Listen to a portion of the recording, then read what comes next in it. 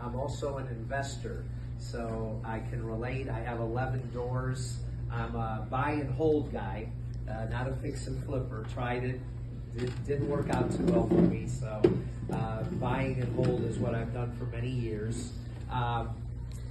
Just to let you know, in case anybody wants to live a block from the beach at Deerfield Beach, I have a beautiful 2-bedroom, 2-bath, fully furnished that just came available. So if you want to live a block from the beach at Deerfield Beach, definitely see me afterwards. So I wanted to just talk briefly today about hard money lending and why use hard money lending versus go to a bank. I wanted to go over some of the reasons why, and then of course again answer any questions at the end. Probably the number one reason to go to a hard money lender is speed of closing. A lot of times you will come across a deal, but you have to close quickly. If you go to a bank or even a wonderful lender like Dave Pollock, it takes some time to do all the documentation and to get the approval. And a lot of times the deal can't wait.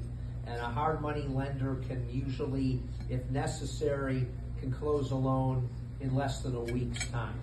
So number one reason would be speed. The second reason to go to a hard money lender is documentation.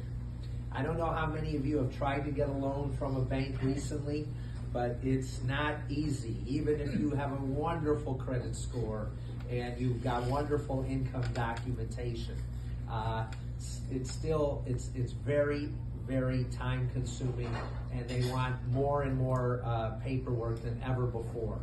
With a hard money lender, they're looking almost 100% are just looking at the property. And if the property, if they're comfortable with lending a certain percentage of loan to value against that property, that's really all they're going to look at. So documentation, very important difference. And then of course, in terms of qualifying, when you go to a bank, they're going to analyze your income. And a lot of times and I'm an ex-banker, so I sat on the other side of the table, and so many times with entrepreneurs, they don't exactly always show the real income that they're making on their tax returns. And as a result, they may not be able to qualify for a bank loan just because of that reason.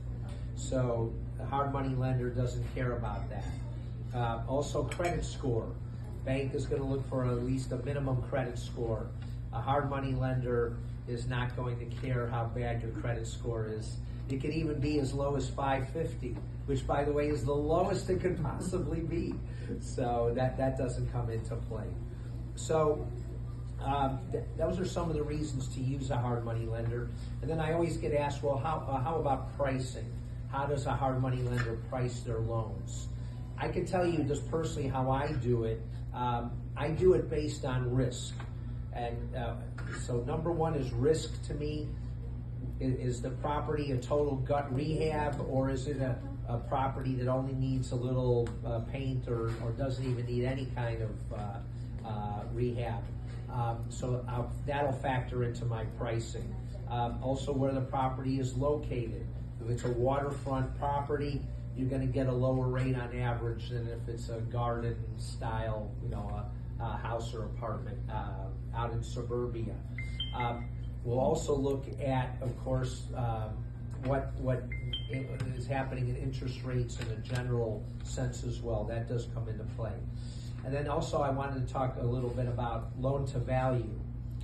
When I first do a deal with a client, I don't have a track record with them.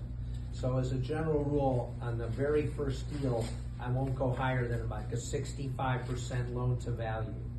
And I've heard so many borrowers have come to me and said, hey, I bought it for $200,000, but it's really worth $400,000. I don't care that it's really worth $400,000.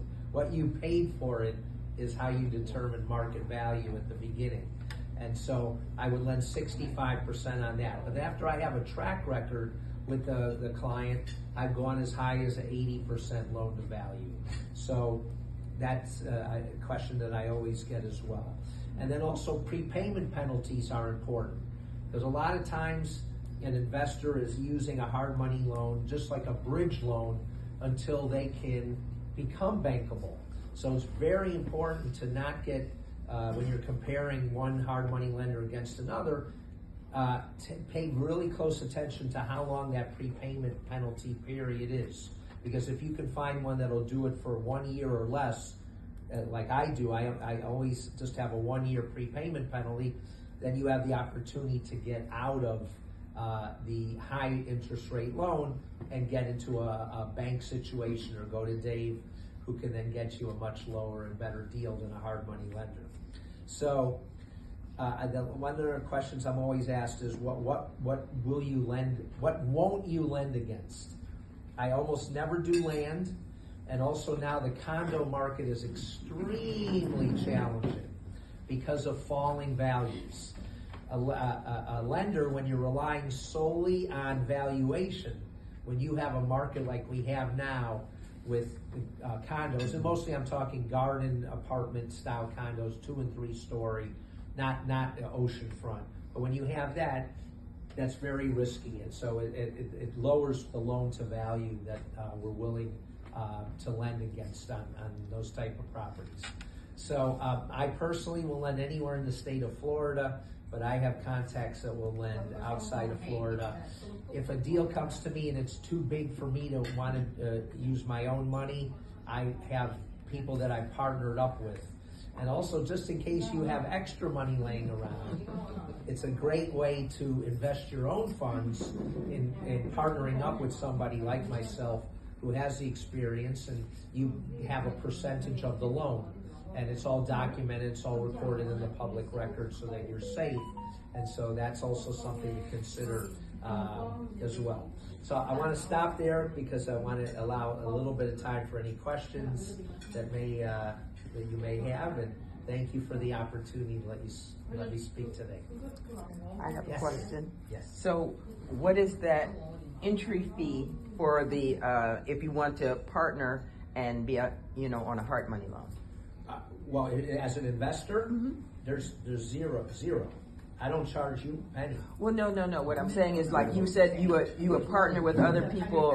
$100,200 to come in as one of your lenders. Lender investor. Oh, Yes. so what? Just because I have a little money, not a lot of money. No, but a that's little fine. money. No, that's fine. I would say the deals that I've done lately have ranged in pricing first year from 10% to 12%. And I will normally charge a couple points up front. And so let's say if you had 10% of the loan, you would get 10% of the upfront fees and of the interest. Well, your interest would be the same as whatever. Right. So whatever I'm charging. is it 10,000, 50,000, 100,000? The- If I had that, that's what I'm saying. Like to say, the minimum, I'd say 50,000. okay. Yeah. Exactly. I'm sorry, it was a That's long okay. way to answer That's okay. a simple question. I got more information. That's So okay. do you charge points and a prepayment? Yes, Oh, you have both? yes. But again, my prepayment is never longer than 1 year. And then your points are what, 1 point? If What it's a between, prepayment? it depending on the dollar amount of the loan, because if you have a 7-figure loan, I'm not, Let's say if it's a $350,000 loan. as a general rule of thumb, 2 points. 2 points plus if you do a prepayment penalty. If they pay me off in the first year. In the first year. After that, there's no penalty whatsoever.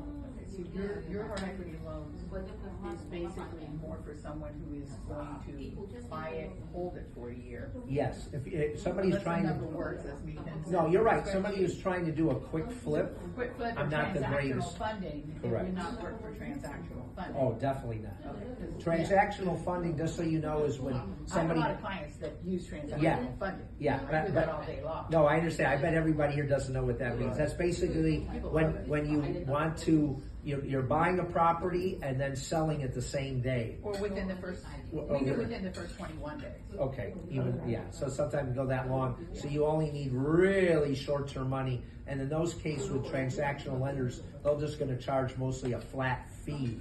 And that's how they're gonna make their money. Yeah, they charge Yeah. the 2 points and. Okay, Right. any other quick question before Yeah. we finish? Yeah, any other questions? Yeah, so what's your minimum loan amount? 50,000. Yeah. Yeah. Is the loan to value and everything else with condos different or about Oh the yeah, same? right now, I would tell you the maximum I would lend on a condo is probably 40 to 45%. And again, because it's so risky in a falling market. Those of you remember back in 2008, a lot of people in my business went out of business because their loan to values were way too high. They would lend on something called after repaired value, and those people are not around today because of over aggressive funding. Do you lend more on waterfront condos? Yes. Okay. Waterfront condos, I would that's- say, I'll do the 65%. Because they have not lost the valuations like the garden style variety apartments, yes. Do you charge any underwriting fees or appraisal fees for your evaluation, stuff like that? No, the only other major fee is whatever the lawyer is charging. Correct, Report. correct, exactly. Dave, question? What I would say is to just call and ask, because Dan has a way of doing things that's a little different than some of the other guys, so it's not etched in stone. If you bring, like this guy might have 20 years experience and 500 deals, he's gonna get a different deal than my daughter that just is looking to do her first deal. Correct. And so with all these things, everything is a give and take, and if he likes it, you're in. That's all that matters. You don't have to worry about the underwriter, or the processor, or the, the appraiser. Do you get appraisals? So No, your I experience, do all my own Your appraisals. central search and- I physically will visit the property and then do my own, right, exactly. I look at the comp sales. I'll do exactly what an appraiser would do.